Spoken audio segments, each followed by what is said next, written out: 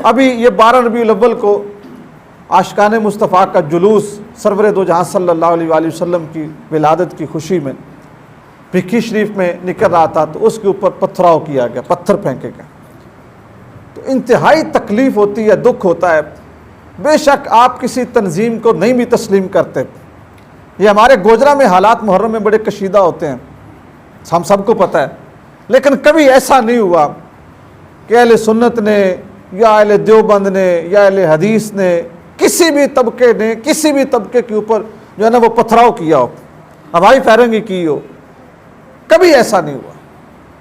تو یہ حضرت حافظ الحدیث جناب پیر سید جلال الدین شاہ صاحب رحمۃ اللہ علیہ، ان کے بڑے احسانات ہیں خدا کی قسم اس علاقے کے اوپر، بہت بڑے احسانات ہیں، ٹھیک ہے نا۔ اور ہم حضرت امام حسن و حسین کی قدر عزت اس لیے کرتے ہیں کہ وہ حضور کے نواسے تھے، حضور کا خون تھے۔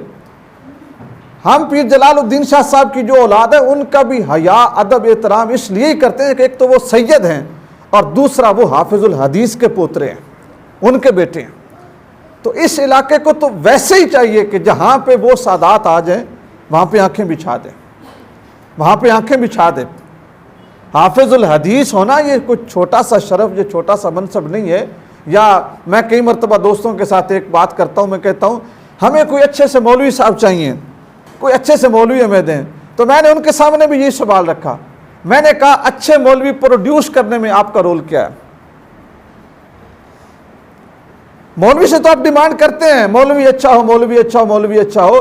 اچھا آدمی، پڑھا لکھا آدمی، اچھے خاندان سے تعلق رکھنے والا آدمی، جس کو مسجد سے تنخواہ کی ضرورت نہ پڑے، ایسے خاندان کا بندہ اس کو دین پڑھانے میں یا اس کو مولوی بنانے میں، اس کو پروڈیوس کرنے میں آپ کی خدمات کیا ہے؟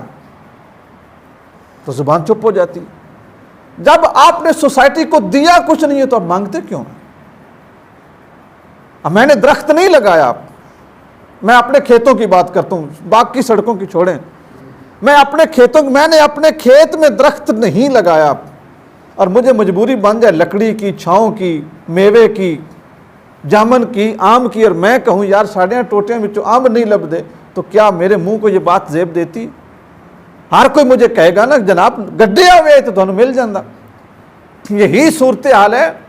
حضرت حافظ الحدیث کی بڑی قربانیاں ہیں، اولاد دین کے رستے پہ لگانی، خود دین پڑھنا، پھر لاکھوں لوگوں کو دین پڑھانا۔ مدارس میں فیسیں نہیں ہوتی، چوانی لوگوں سے مانگ کے فنڈ کر کے کام کرنا پڑتا ہے، اور ہم دین کے نام پہ کتنا دیتے ہیں؟ مجروں کے نام پہ دیتے ہیں، رقص کے نام پہ دیتے ہیں، موسیقی کے نام پہ دیتے ہیں، والی بال، فٹ بال۔ یہ ہمارے گوجرا میں ایک اسٹیڈیم بنا تھا خاصہ چک روڈ پہ، تو میں ادھر سے گزرا، میں نے کہا کہ یہ کیا بن رہا ہے؟ مجھے بتایا کہ یہ اسٹیڈیم ہے۔ میں نے کہا کیسے؟ انہوں نے کہا کہ یہاں پہ لوگ کھیلیں گے، ٹکٹ لگے گا، لوگ دیکھیں گے، ٹکٹ لگے گا، لوگ دیکھیں گے۔ اور پھر آپ نے بھی دیکھا، میں نے بھی دیکھا، ساری رات میچ ہوتے تھے، ساری رات لوگ جاگ لیتے تھے، پیسے بھی دیتے تھے، لیکن کیا مسجدوں کی اس طرح کوئی خدمت، مدرسوں کی کوئی اس طرح خدمت کرتا ہے؟ نہیں کرتے۔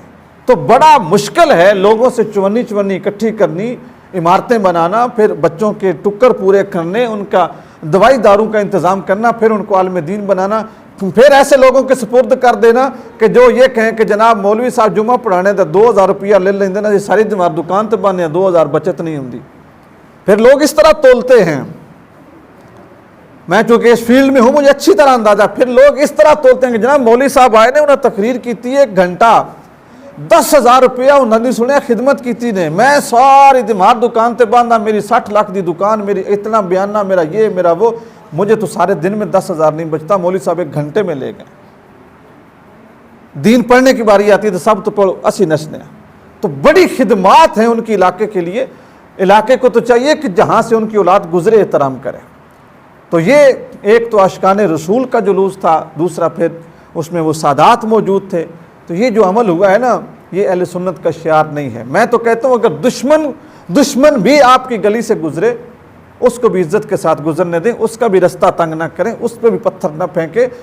نبی کریم صلی اللہ علیہ وسلم پہ پتھر پھینکے گئے، یہ نیکی کی بات کرنے والوں یا نیکی کی دعوت دینے والوں پہ پتھر پھینکنا مسلمانوں کا شعار نہیں ہے، یہ تو ان دین دشمنوں کا کام ہے جو 14.5 صدیاں پہلے مکے کی زمین میں دفن ہو گئے تھے، اب یہ پھر رسم چل نکلی ہے۔ تو اللہ کی ذات ہمیں صبر دے، ہمارے ضلع کو نظر بد سے بچائے، قتل و غارت سے بچائے، ظلم سے بچائے، اور اس طرح کی جو ہے نا ایک دوسرے کو برداشت نہ کر سکنا، یہ جو روش ہے اللہ اس سے محفوظ رکھے، اور اللہ کریم حضرت حافظ الحدیث کی نسل کو سلامت رکھے، اور ان کی جو خدمات ہیں ان کی خدمات کو اپنی بارگاہ میں قبولیت کا شرف نصیب فرمائے، آمین۔ وما علینا الا البلاغ المبین۔